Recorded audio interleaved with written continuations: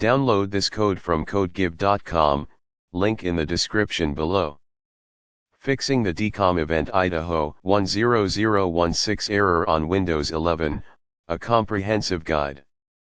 The DCOM, Distributed Component Object Model, event Idaho 10016 error is a common nuisance in Windows, particularly Windows 10 and 11.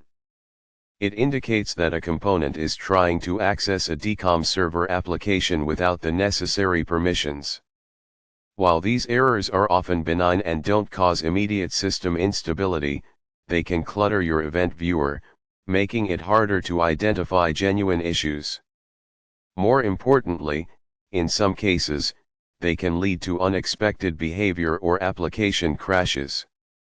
This comprehensive guide will walk you through the process of identifying the problematic component and granting the necessary permissions to resolve the DCOM event Idaho 10016 error on Windows 11. We'll cover the theory, the steps, provide code examples, and offer troubleshooting tips.